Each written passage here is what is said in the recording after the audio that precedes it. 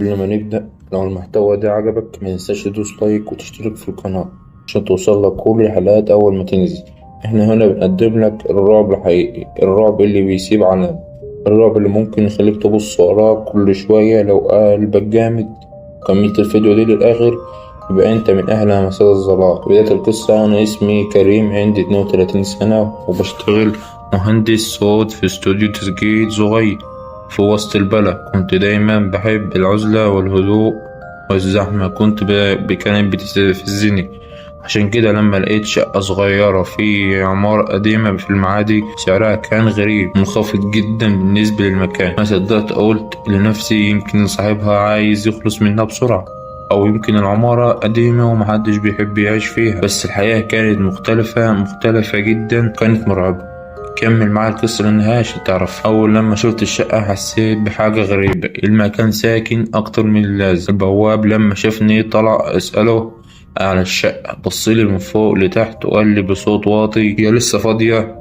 بس ايه اللي قبلك ما كملش فيها اسبوع. سألته ليه، في حاجة؟ سكت شوية وقال لي اللي هتشوفه جوه انت ونيت. ما كنتش من الناس اللي بتخاف بسهولة. قلت اكيد الكلام ده بيوصل من حد للتاني وبيتأخر، لكن الليلة الاولى في الشقة علمتني ان في حاجات مفيش تفسير لها، وحقيقي لو الزمن رجع بيا لورا ما كنتش هغلط الغلطة دي. اول ليلة عدت هادية يمكن اكتر من اللازم. الساعة كانت 3 الفجر. صحيت على صوت خبط خفيف جاي من الحيط اللي جنب السرير. خبط منتظم زي ما يكون حد بيعد 1 2 3 وسكت. كنت مفزوع، شغلت كشاف الموبايل، بصيت على الحيطة، مفيش أي حاجة. قلت يمكن الصوت جاي من بره أو خيالي، ونمت تاني ليلة بدأت الكواليس. حلمت إني واقف جوه نفس الشقة بس كانت مختلفة، كل حاجة فيها مقلوبة، الكراسي فوق والصور مكسورة والمراية فيها وجوه كتير وشوش مش موجود.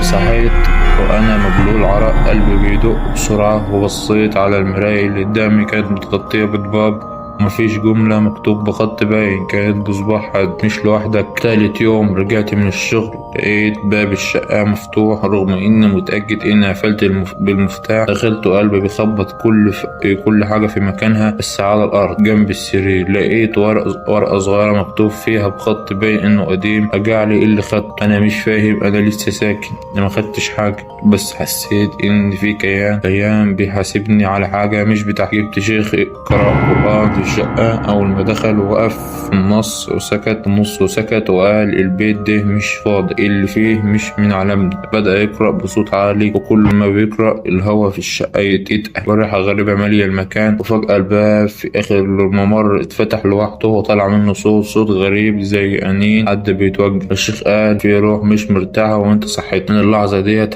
حياتي اتقلبت، والنور بقى ينقطع الساعة 3 بالليل فجأة كل يوم، والمراية بتتكلم مش بصوت بس بكتابة بتظهر فيها كل يوم جملة جديدة، وكلها بتتكلم عن نفس الشيء: الزائر قرب. وفي الليلة وأنا نايم صحيت على صوت خطوات تقيلة بتمشي على الأرض الخشبية في الصالة. كنت نايم على ظهري وكنت سامع صوت بيقرب لحد ما وصل عند باب الأوضة، وبعدين الباب فتح لوحده وببطء. شفت ظل طويل، جسمه مش طبيعي، رفيع زي العصاية، بس عينه كانت حمرا بتنور في الضلمة.